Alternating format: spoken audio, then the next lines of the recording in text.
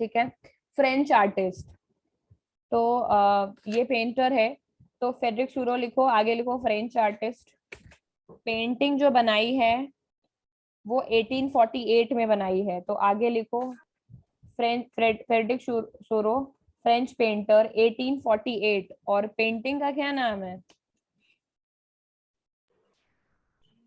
Social and democratic something है। Painting का नाम क्या है?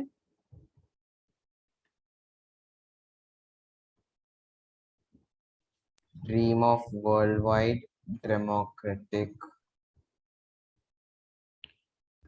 Ma'am democratic and social republic. Frederic Sorrieu 1848 French painter, और पेंटिंग का नाम मैं गूगल करके बता देती हूँ। I think The dream of worldwide democratic republics, yeah, democratic and socialist republics, something like that. Dream of world wide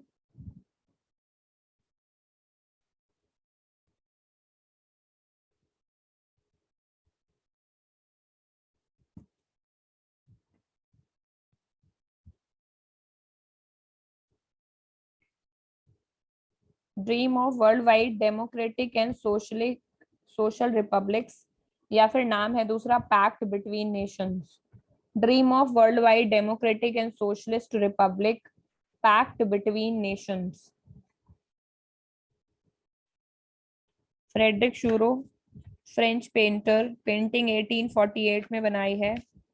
dream of world wide socialist, dream of world wide democratic and socialist republic, a pact between nation. ठीक है, it is not one painting, it is a series of 4 paintings. तो ये पूरा painting के ऊपर, इससे आगे नहीं पूछेगा। तो फेडरिक शूरो है, ये फ्रेंच पेंटर हैं।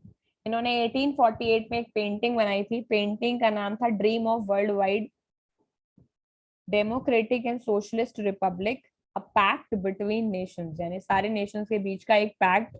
पेंटिंग सीरीज ऑफ 4 पेंटिंग्स है। समझ गए? ये क्वेश्चन सीबीएसई ने 2013 में पूछा था, चांसेस हैं कि इसी में से कुछ पूछेंगे। उन्होंने यही पूछा था कि सीरीज ऑफ 4 पेंटिंग्स में क्या उन्होंने विजुअलाइज किया है। तो विजुअलाइज का आंसर केवल इतना था कि उन्होंने एक नए वर्ल्ड को विजुअलाइज किया है। क्या विजुअलाइज किया है? एक नई दुनिया जिसमें सारे के सारे countries will be a nation state having a flag, a constitution and liberty, some basic rights. समझ पा रहे हो? Yes ma'am. Yes ma'am. ठीक है, तो इससे आगे इसमें नहीं आएगा। या तो पूछेंगे कि कौन सी कंट्री के आर्टिस्ट हैं, तो फ्रेंच है। कब बनाई है? 1848 में बनाई है। क्या बनाया है? It's a series of 4 painting. नाम क्या है? Dream of world democratic and socialist republics, a pact between nations. ठीक है, और इसमें उन्होंने एक नए वर्ल्ड को विजुअलाइज किया है, जिसमें क्या बोला है कि एक नया world will be with rule of law में चलने वाला, कॉन्स्टिट्यूशन पे चलने वाला, मोनार्की जहां पर बेसिकली ना हो। ठीक है, तो इसमें क्वेश्चन नंबर 1 हो गया, क्वेश्चन नंबर 2 भी हो गया। सीबीएसई ने 2012 में क्वेश्चन पूछा है कि जो फेडरिक शूरो ने पेंटिंग बनाई है उसका नाम लिखो। तो कोई ये नहीं सोचेगा कि ये नहीं आएगा, इतना लंबा नाम कहाँ आने वाला है। 2012 में दे आस्क्ड 1 मार्कर क्वेश्चन, उसमें उन्होंने इस पेंटिंग का नाम ही पूछा था, dream of world wide democratic and social republics, a pact between nation. Dash लगा के लिखना है, पैक्ट बिटवीन नेशंस पूरा नाम है ये पेंटिंग का ड्रीम से लेके नेशन तक। ठीक है मैम ये सीरीज का नाम है ना? हाँ। ओके। अगला है first clear expression of nationalism came with the French French revolution. Revolution. French revolution. कौन कौन बोल रहा है फ्रेंच रेवोल्यूशन? अमेरिकन क्यों नहीं होगा? बुक में फ्रेंच लिखा है। मैम बिकॉज बुक में रिटन। करेक्ट, क्योंकि बुक में फ्रेंच है। तो first clear expression, although America पहले आजाद हुआ है, फ्रेंच रेवोल्यूशन 1789 में हुआ है, 1770 में ही अमेरिका आजाद हो गया था, तब भी क्लियर एक्सप्रेशन पूछा है। फर्स्ट एक्सप्रेशन होता तो अमेरिका हो जाता, लेकिन फर्स्ट क्लियर एक्सप्रेशन जहां पे हमें क्लियरली पता है कि कहां पर नेशनलिज्म आया है, तो that will B French revolution 1789। ये वो लिख लो, ईयर भी। ठीक है, अगला क्वेश्चन है, नेपोलियनिक कोड को क्या बोलते हैं? Civil Code of Sir, 18. civil Civil code Code of 1804. four. तो ईयर बहुत क्लियरली याद रखना है, 1804 1805 में कंफ्यूजन हो जाएगा। Napoleonic code is also known as the civil code. Civil code मतलब जो सब लोगों के लिए लगाया जाता है, फॉर सोसाइटी लगाया जाता है। So it's a civil code of 1804।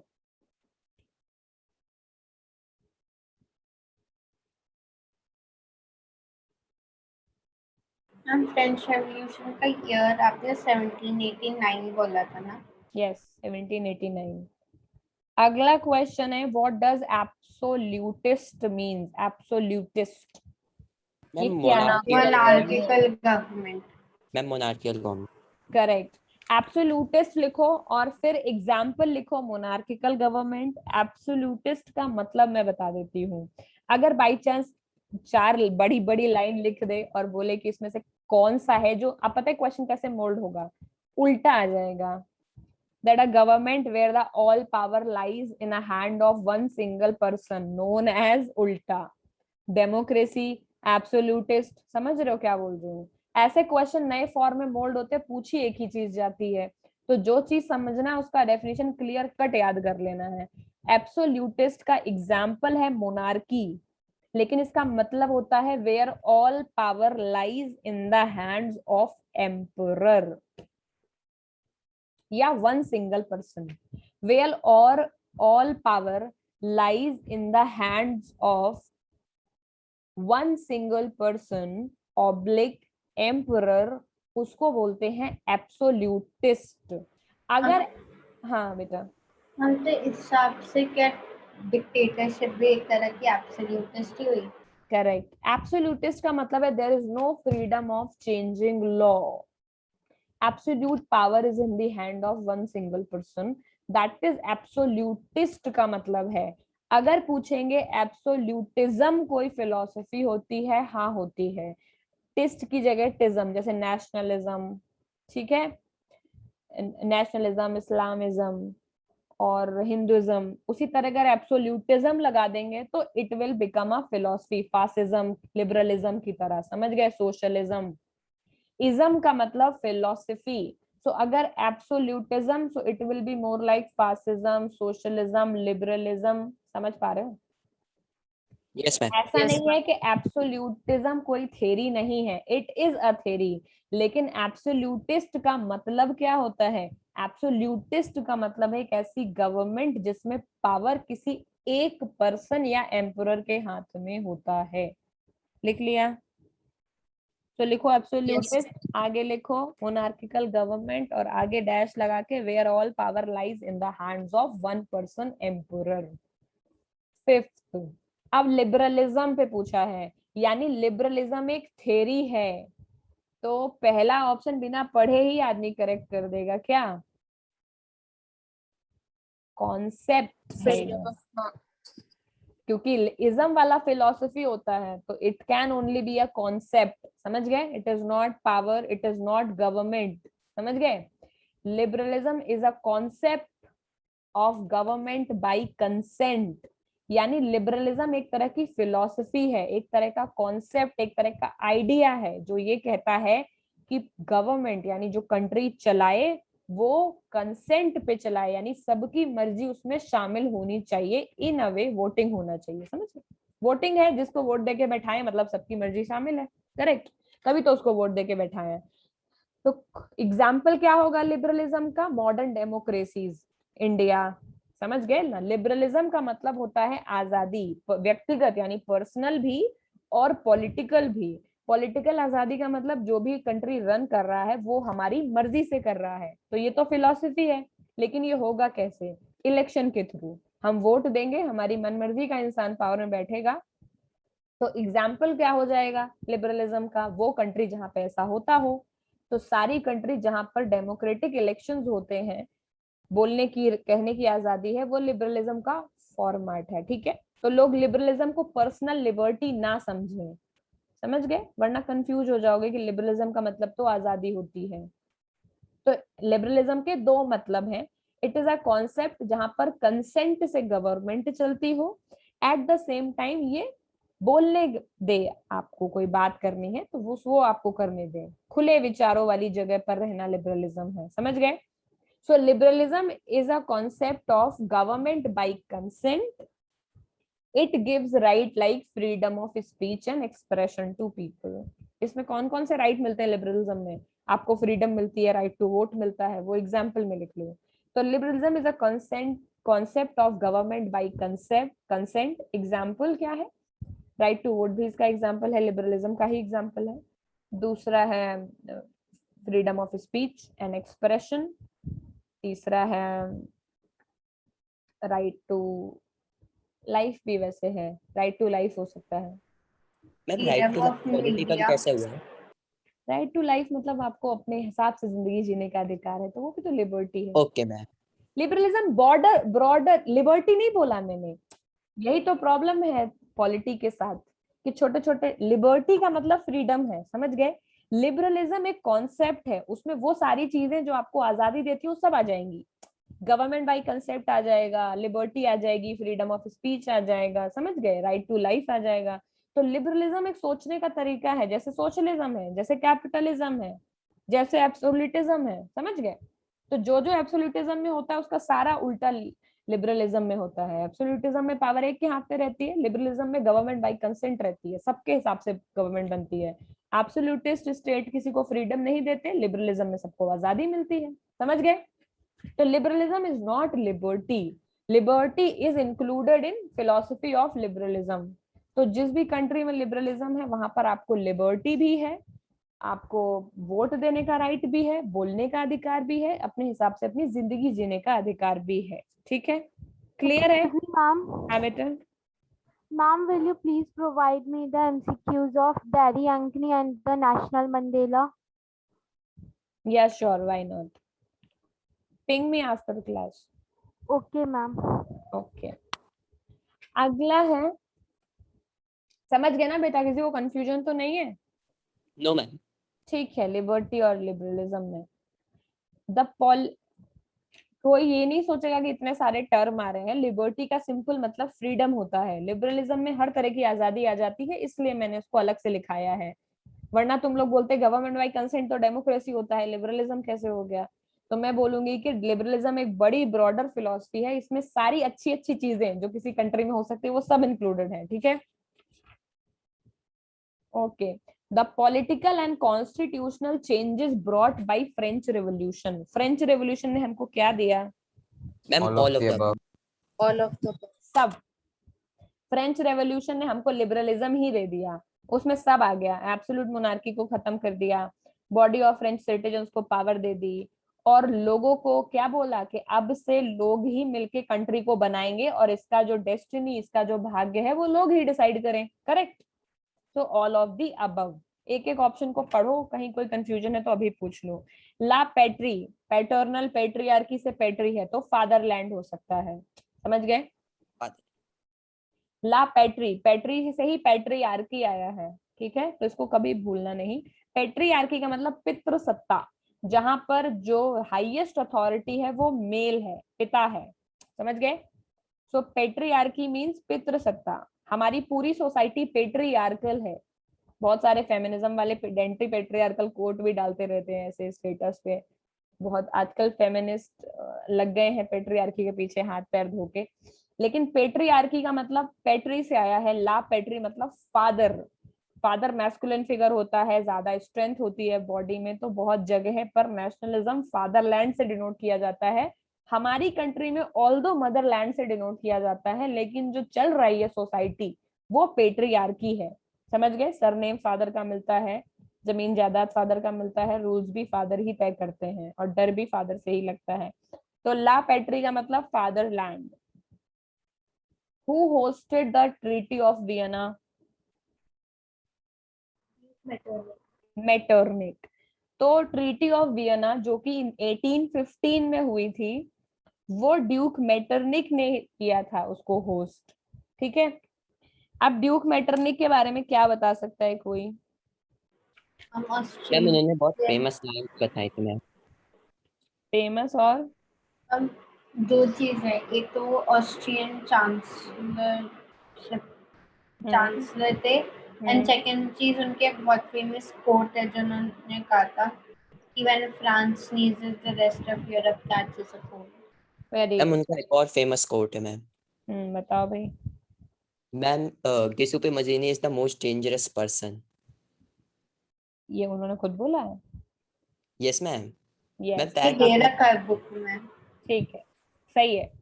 Duke Metternich, treaty of Vienna 1815, host किया था इसको ड्यूक मेटरनिक ने। ये एक ऑस्ट्रियन चांसलर हैं। Chancellor is a kind of politician you can say, क्योंकि जैसे जर्मनी में भी चांसलर होते हैं, अपने यहाँ मिनिस्टर्स होते हैं, उनके यहाँ चांसलर्स हैं। तो ही was a Austrian chancellor Metternich. 1815 में ट्रीटी ऑफ वियना उन्होंने होस्ट किया, और उन्हीं की वजह से ही ट्रीटी ऑफ वियना में ये ट्रीटी साइन हुई थी, जहां पर जहां जहां भी चल रहा था रेवोल्यूशन, खत्म करके वापस से स्टेटस को लगा दिया गया। समझ गए? बताया था ना मैंने जब पढ़ाया था कि ट्रीटी ऑफ वियना ने, करेक्ट, ट्रीटी ऑफ वियना ने सारे changes brought by Napoleon. Napoleon ने जो भी पूरे यूरोप में चेंजेस लाया था, ट्रीटी ऑफ वियना में सारे के सारे चेंजेस को होल्ड पे रख के वापस ले गए। सारे चेंज उन्होंने रिवर्ट कर दिए। समझ गए? तो नेपोलियन आया, अभी तक जिन्होंने नहीं मेरे से पहले पढ़ा है, सीधी बात समझ लो, फ्रेडरिक सुरो को अगर हटा दो, वो तो पेंटर, उन्होंने बस एक पेंटिंग लिखी है। उसके बाद स्टार्टिंग पॉइंट यही है कि नेपोलियन आया, फ्रेंच रेवोल्यूशन के बाद उसने लगाया नेपोलियनिक कोड, उसमें कुछ रूल्स थे पूरे यूरोप में। उसके बाद 1815 में हुई ट्रीटी ऑफ वियना, जिसको ऑस्ट्रियन चांसलर ड्यूक मेटरनिक ने किया था, मतलब उसने करवाई थी वो ऑर्गेनाइज, और उसका पर्पस था नेपोलियन को हराने के बाद हुई थी ये वियना 1815 में। ठीक है, उसके बाद उनका पर्पस ये था कि नेपोलियन ने अभी तक जो कुछ भी चेंज किया है उसको सबको वापस वही सिस्टम में लगा दिया जाए, तो मोनार्की से चले और मोनार्की पे पहुंचे वाला हाल है 1815 में। समझ गए? तो लिखो, treaty of Vienna 1815 hosted by duke Metternich, Austrian chancellor. और इन्होंने दो रिमार्क दिए हैं। पहला ये, when France sneezes the whole Europe catches cold. क्यों? अपनी पर्सनल दुश्मनी नेपोलियन की वजह से इन्होंने ये रिमार्क दिया है कि जब भी फ्रांस में कुछ होता है, क्योंकि फ्रांस के बगल में पड़ती है ऑस्ट्रिया, उनको बड़ी प्रॉब्लम है कि ये उन्होंने पूरे यूरोप का माहौल खराब किया हुआ है। तो when France sneezes the whole Europe catches cold. और दूसरा है, Mazzini is the most dangerous man of the history. Mazzini से ज्यादा, क्योंकि ही वॉज दैट रिवोल्यूशनरी जो अंडरग्राउंड सोसाइटी, उन्हें यूरोप का भगत सिंह समझ लो। समझ गए? तो मजीनी के लिए उन्होंने बोला है he is the most dangerous man. लिख लो। लिख पा रहे हो? अरे लिख रहे हो कि मैं ऐसे ही टाइम वेस्ट कर रही हूँ अपना? मैम लिख रहे हैं। ठीक है भाई।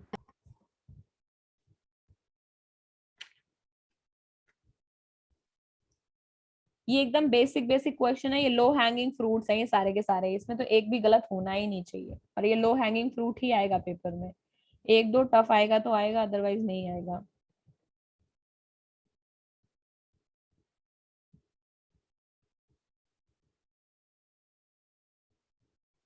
यही क्वेश्चन 2014 में सेम क्वेश्चन को थोड़ा मोल्ड करके पूछा सीबीएसई ने। सीबीएसई ने पूछा कि किस तरह की कंजर्वेटिव रिजीम को लाए थे 1815 में। मतलब सब कुछ पहले से ही बता दिया कि 1815 में कंजर्वेटिव रिजीम आई। कंजर्वेटिव वो जो पुराने सिस्टम को चेंज नहीं करना चाहते। The question was what type of conservative regime were set up in 1815। किस तरह की सेट की गई थी? ऑटोक्रेटिक टाइप की। ये आंसर है इसका। ठीक है, so autocratic type of regimes were set up. Conservative का ही दूसरा, उन्होंने किस तरह की रिजीम्स को लेके आए 1815 में। सो जब वियना खत्म हुई, तो वियना खत्म होने के वापस सब जगह मोनार्की और ऑटोक्रेसी ही लग गई। तो autocratic type of regime were set up in 1815, क्योंकि नेपोलियन सब चीजें चेंज कर रहा था, प्रिविलेज बाई बर्थ भी हटा दिया था उसने, और ट्रेड एंड हम कॉमर्स। ऑटोक्रेसी तो कंजर्वेटिज्म का सिनोनिम ही हो गया। हाँ, लेकिन वही बता रही हूँ, जब सब कुछ दे दिया हो आंसर में उन्होंने पहले से ही, तो कंफ्यूज करने के लिए लिखा था। आंसर क्वेश्चन में ही था कि कंजर्वेटिव रिजीम्स ही सेटअप की, लेकिन कंजर्वेटिव का दूसरा नाम ऑटोक्रेटिक। तो ऑटोक्रेटिक मतलब, क्योंकि वो नेगेटिव सेंस में थी, कुछ पॉजिटिव नहीं मिला ट्रीटी ऑफ वियना से, मोनार्कीज वापस आ गई है कि नहीं, ऑटोक्रेटिक मोनार्कीज वो वापस आ गई पावर में। अगला है who captured power of Europe after Napoleon Ma'am? Defeat. Ma'am conservative. conservatives. ठीक है, अब 8th पढ़ लिया तो 9th बहुत क्लियर है। हाँ बेटा, कोई पूछ रहा है कुछ? मैम मेरे एसएसटी और इंग्लिश के मार्क्स आ गए।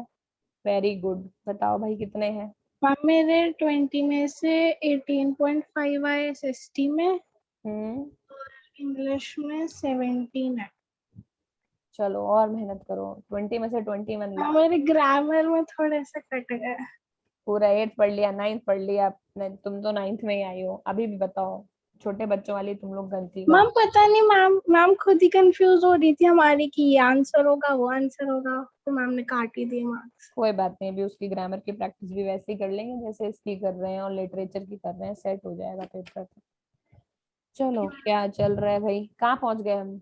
तो किसने कैप्चर किया आफ्टर द नेपोलियन का डिफीट? अब क्लियर है, कंजर्वेटिव ने चिल्ला चिल्ला के बता दिया कि नेपोलियन को हराया ही इसीलिए गया because he brought Napoleonic code of 1804, और उससे वो सब कुछ बदलना चाह रहा था यूरोप में, जो लोगों को पसंद नहीं आया। तो 3-4 कंट्रीज ने मिलकर उसको पहले हरा दिया वाटरलू में, और उसके बाद उन्होंने ट्रीटी ऑफ वीना किया जिसमें ड्यूक मेटरनिक आए एंड ही सेड कि सारी चीजें वापस कंजर्वेटिव ले आते हैं, ऑटोक्रेटिक रिजीम्स आ गई और कंजर्वेटिव्स ने पावर को कैप्चर कर लिया यूरोप में ऑलमोस्ट हर कंट्री में।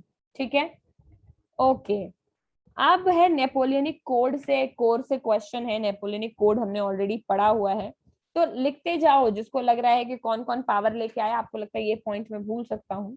तो conservatives took over power after Napoleon's defeat, जिसको लगता है मेरे लिए ऑब्वियस है वो मत नोट करो। ठीक है, अगला है which one of the following was not the feature of Napoleonic code? Universal adult franchise.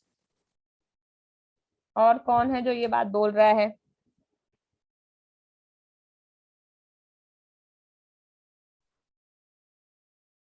Yes, ma'am. Yes, ma'am.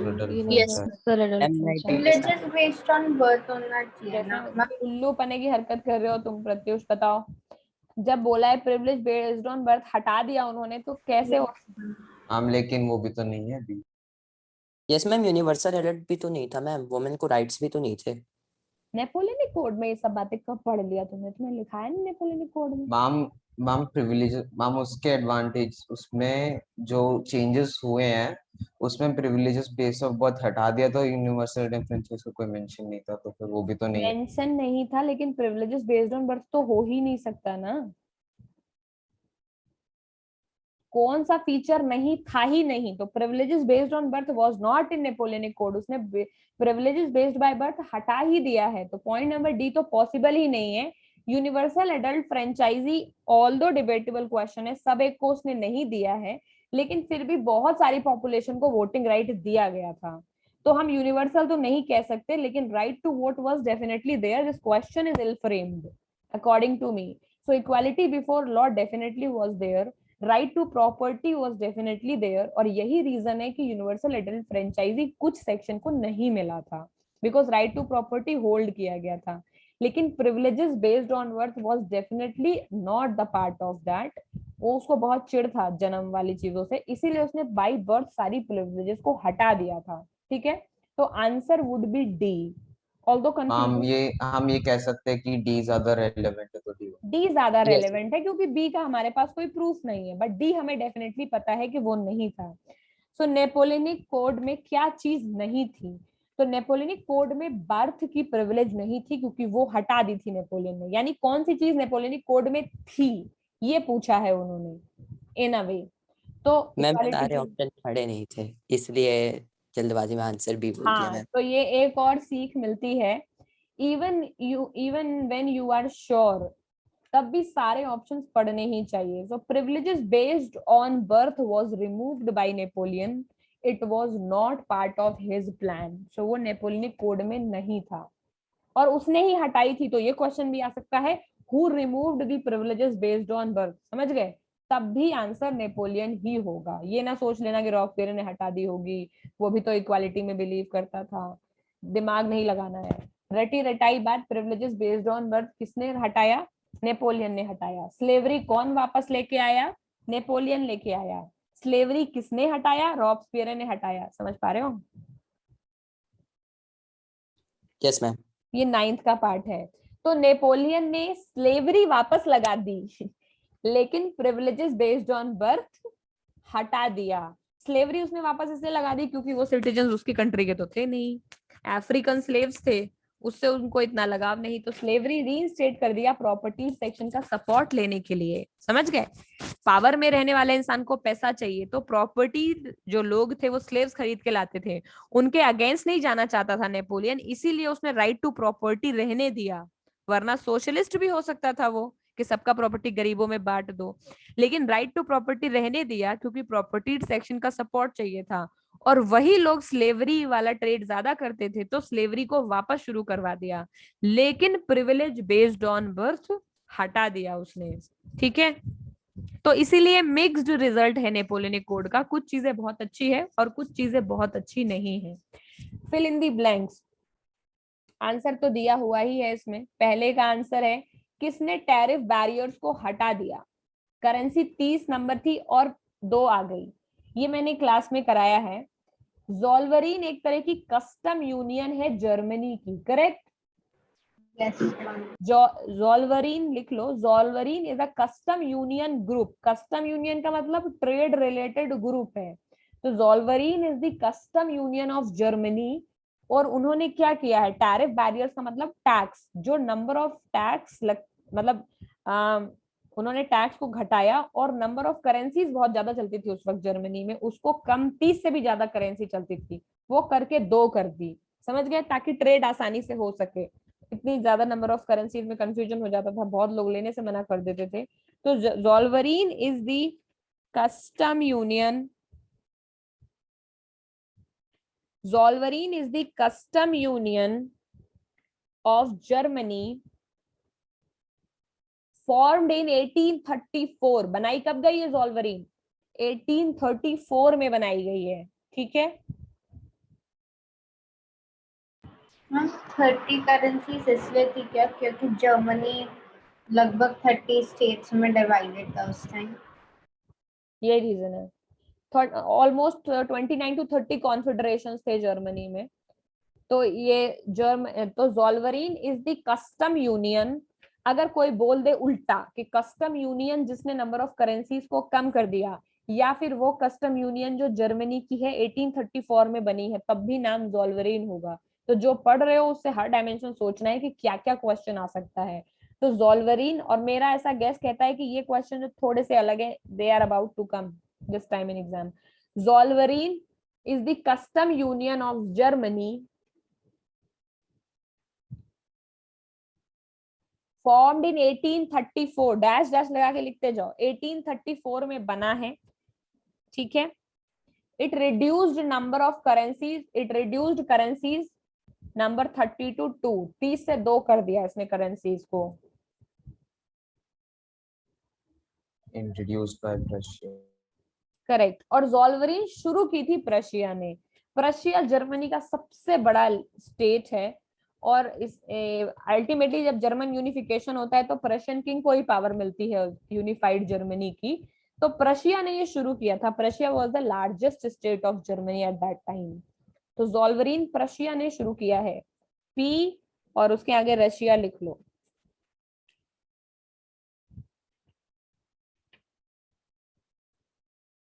ठीक है, तो Zollverein custom union of Germany formed in 1834 by Prussia.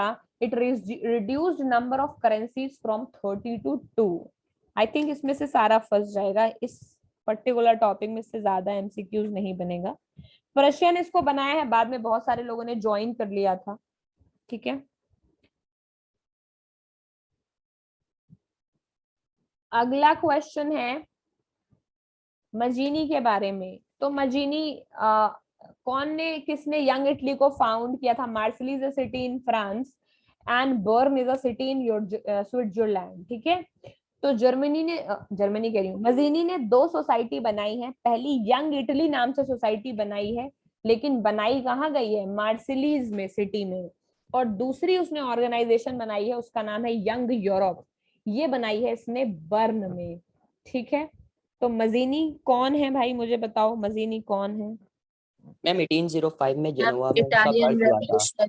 Correct, तो लिखो मजीनी, आगे लिखो इटालियन, इटालियन रिवोल्यूशनरी है, ना German है ना फ्रेंच है। मजीनी इटालियन रिवोल्यूशनरी है, जेनेवा स्विट्जरलैंड में ही 1807 में ये इनके पैदा हुए हैं। यानी मजीनी इटालियन रिवोल्यूशनरी हैं, इटालियन पैदा हुए हैं जेनेवा स्विट्जरलैंड में 1807 में। और इन ये he founded Young Italy in Marseilles, Young Europe in Berne, and he was a member of secret society of Carbonari. Ma'am वो जेल में भी तो गया था मैम, वो तो रेवोल्यूशन लाने के चक्कर में। हाँ जेल में गया, बट वो फैक्चुअल वहां से क्वेश्चन नहीं बनेगा, अगर बनेगा तो देखेंगे आगे इंफॉर्मेशन में, ठीक है। कार्बोनरी इटली में ही है बेटा। तो मजीनी born in Geneva 1807 was an Italian revolutionary, founded young Italy in Marseilles, founded young Italy in Marseilles,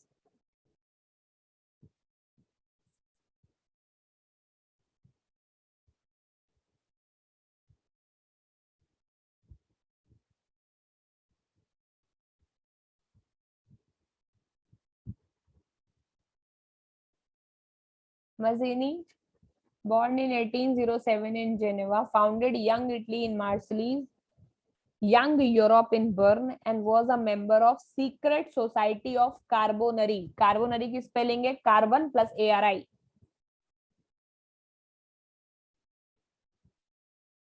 तुम लोगों को स्पेलिंग याद करनी हो अगर ऐसे ही कर लिया करो, मैं तो ऐसे ही करती हूँ, ठीक है। कार्बोनरी की स्पेलिंग है कार्बन प्लस ARI।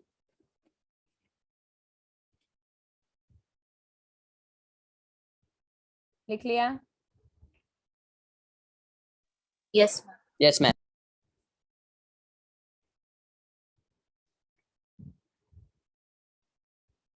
अगला क्वेश्चन है ट्रीटी ऑफ कॉन्स्टेंटिनोपोल, क्या जानते हो इसके बारे में?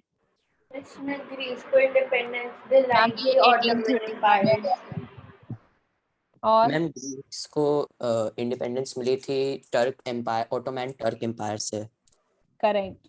तो ट्रीटी ऑफ कॉन्स्टेंटिनोपोल 1832 में हुई है, and this was the treaty जिसमें ये रिकॉग्नाइज किया था कि ऑटोमन एम्पायर जो है उससे ग्रीस अलग हो जाएगा और इंडिपेंडेंट नेशन बनेगा। समझ गए? तो इतना ही है इस ट्रीटी के बारे में, लिख लो। मैम हम उसमें एक चीज और कह सकते हैं कि फ्रांस के जुलाई रेवोल्यूशन से आई मीन ये बूस्ट हुआ था, जो भी बीच में रेवोल्यूशन चल रहा था। ठीक है।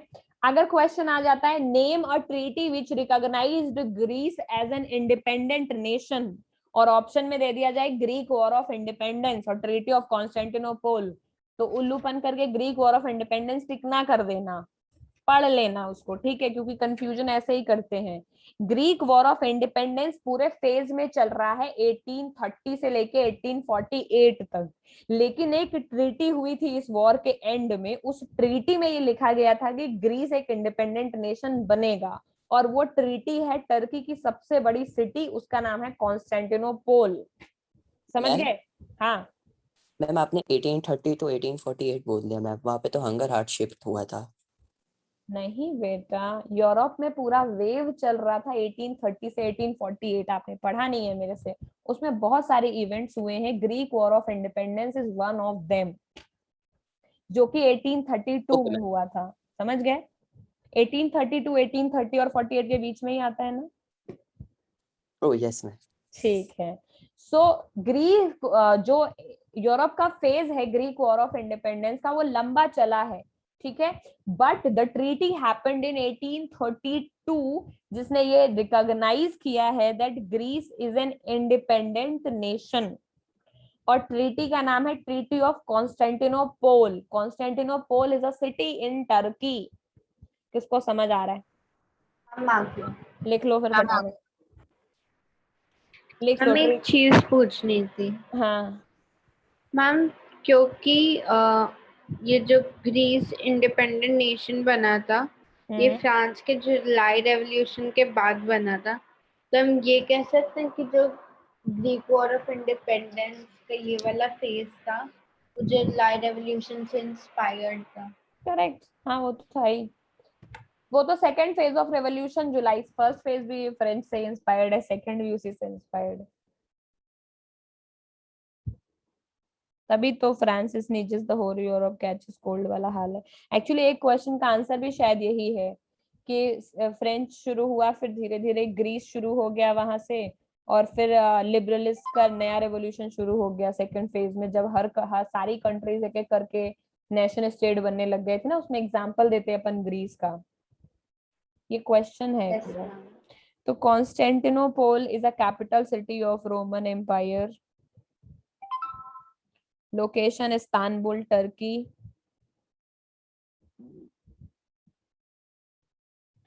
लिख लिया? क्या लिखा? Treaty of Constantinople happened in 1832। It recognized Greece as an independent nation.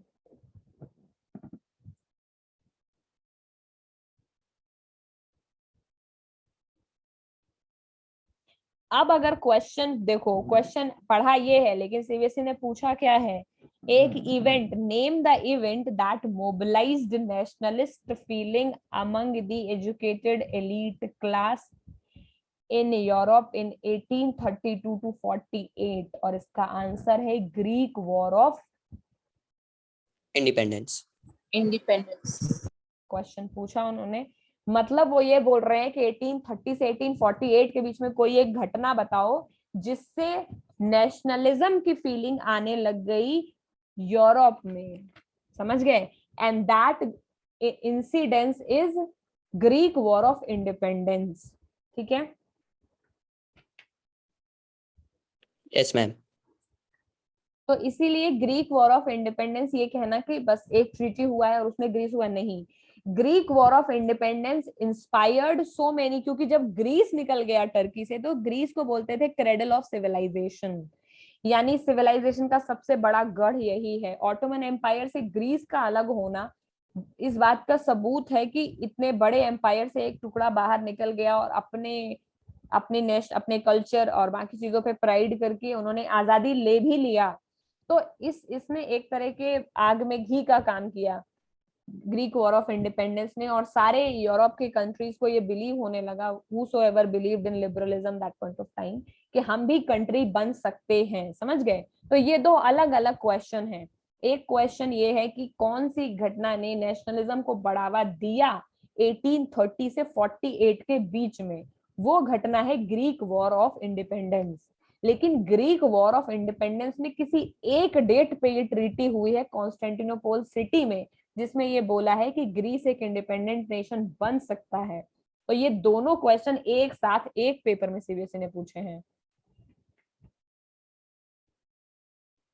और वो भी एमसीक्यू नहीं है। It's a very short question, तो लिख के बताना है।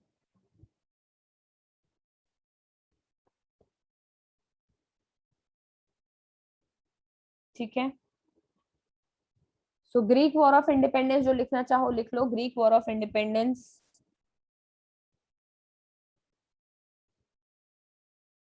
आगे लिख लो 1830 से 1848 created nationalist feeling in liberals.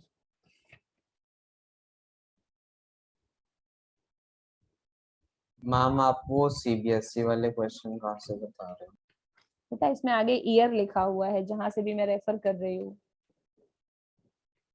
उसमें वो क्वेश्चन ऑलरेडी पता चल जाते हैं कौन कौन से आ चुके हैं सीबीएसई में, आगे लिखा होता है। तुम लोग भी अगर कोई गाइड वाइड लेना तो ऐसा ही लेना, वैसे जरूरत नहीं है, सब मैं करा ही रही हूँ क्लास में। फिर भी अगर लेना तो सबसे पहले सीबीएसई वाले रट डालो सारे, कहीं से निकलेगा आंसर। स्पेशली लॉन्ग लॉन्ग तो सीबीएसई वाले कर डालो सारे, 10 सालों का सब वहीं से आता है। मैम आप अभी किससे करवा रहे हो? अभी मैं एक बुक करा रही हूँ, मुझे गिफ्ट में मिली थी एक कहीं से, या टीचर्स ना। दिस इज एग्जाम मेट का social science. I am not referring exam idea, उसमें बहुत ज्यादा दिया रहता है। दिस इज एग्जाम मेट, इसमें कंसाइज इंफॉर्मेशन है, क्वेश्चंस अच्छे हैं। मैं मिक्स करा रही हूँ जो मेरे पास अपनी खुद की इंफॉर्मेशन है, इसमें से क्वेश्चन देखती हूँ, जो जो मुझे आता है मैं बोल दे रही हूँ सामने, ताकि लिख लो तुम लोग, ठीक है। तो I am not referring any notes के, नहीं, मैं कहीं से देख के बता रही हूँ, क्वेश्चंस देख रही हूँ, वो इंपॉर्टेंट है देखना, वरना कुछ भी पढ़ा दूंगी फिर। तो ग्रीक वॉर ऑफ इंडिपेंडेंस 1830 से 1848 के बीच में it created nationalist feeling in Europe, ठीक है। अगला भाई चलो आगे। इंग्लैंड और स्कॉटलैंड ने फॉर्म किया था 1707 में, ये तो मैंने नोट्स में लिखाया है और दिया भी है। देयर वाज एन एक्ट 1707 में, एक ट्रीटी हुआ था, उस ट्रीटी में स्कॉटलैंड और इंग्लैंड ने मिलकर के United Kingdom of Great Britain बनाया था, उसका नाम है एक्ट ऑफ यूनियन ऑफ 1707, लिख लो उसको। There was an act of 1707, Act of Union का मतलब, एक्ट मतलब लॉ, यूनियन का मतलब एक साथ जुड़ेंगे, तो ऐसा लॉ जिसके थ्रू एक दूसरे के साथ जुड़ के कंट्री बनाएंगे, so that is act of 1707। England and Scotland became United, दोनों ने kingdom of England and kingdom of Scotland दोनों मिल गए और बना दी यूनाइटेड किंगडम, और नाम रख दिया ग्रेट ब्रिटेन। तो United Kingdom of Great Britain. I think अगला क्वेश्चन लिख रहे हो ये 1707, इतना लिख लो, act of union of 1707, England and Scotland formed United Kingdom of Great Britain. क्योंकि जब पूरा बुक पढ़ते हो तो ये छोटी छोटी चीजें मिस हो जाती हैं, कॉन्सेप्ट समझने में इतना टाइम लग जाता है।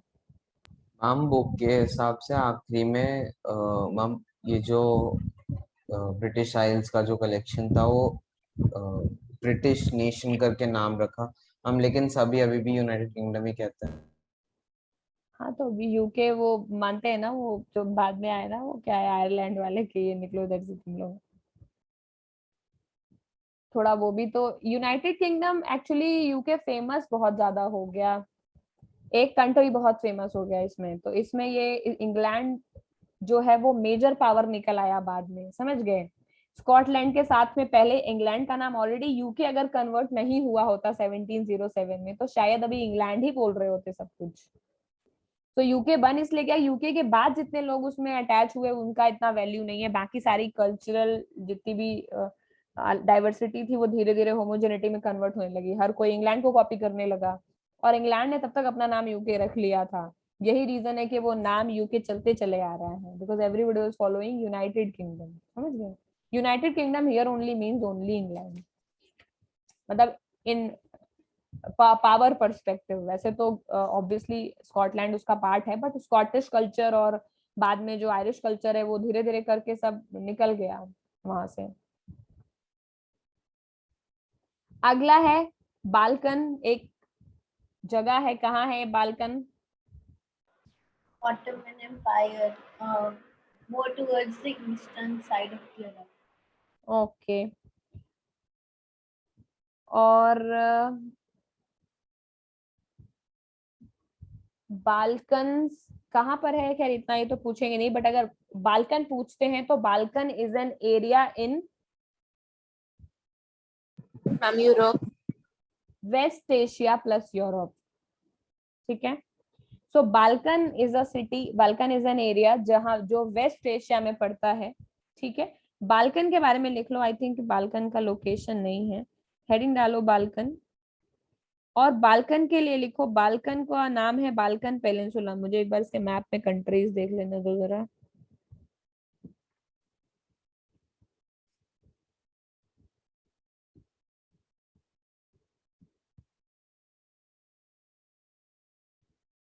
हम बाल्कन रीजन तो जो यूरोप में पड़ता है उसी को कहते हैं। 11 कंट्रीज हैं बाल्कन में। बुल्गारिया, करेक्ट करेक्ट, ब्लैक सी के पीछे बेटा, वेस्ट एशिया नहीं है, एक भी कंट्री नहीं है, इवन टर्की भी नहीं है। हम क्रोएशिया ईस्ट जो ऑफ इटली है। ईस्ट ऑफ इटली, इटली नहीं है, इटली मैम तो बुक बड़ा, में भी यूरोप लिखा है। नहीं नहीं, मैं मैप देख के बता रही हूँ। हाँ लेकिन अभी तो आज के बाल्कन की बात करें ना बेटा, तो इस इट इज, बुक से चेक करो, Croatia, Herzegovina, Serbia, Montenegro, Albania, Macedonia, Kosovo, Bulgaria, Romania and Moldova, correct. So Balkan is actually a region, is not in West Asia. Sorry, West Asia मुझे लगा शायद टर्की और आगे included है, Greece Turkey और आगे, लेकिन नहीं, वो Turkey is not a part of it. So Balkan is a region in Europe. Europe में भी ईस्टर्न यूरोप, ठीक है, West Asia is not in it. Balkan is a region in eastern Europe. इसमें है total 12 countries, sorry 11. Balkan is a region in east Europe. East Europe में पड़ता है Balkan. इसमें 11 कंट्री है. कंट्री का नाम मैं नहीं लिखने का जरूरत है, बुक में ऑल्दो दिया है, बट कंट्री में मेजर कंट्री है जो लिख लो, वो है बुल्गारिया, ग्रीस, सर्बिया, मॉन्टेनिग्रो, ठीक है, ये सब कंट्री इसका पार्ट थी बाल्कन्स का. तो बाल्कन कंट्रोल किया जाता था जिस एम्पायर के थ्रू, वो है ऑटोमन. समझ गए? बाल्कन रीजन जो पे जो रूल करता था वो है ऑटोमन एम्पायर.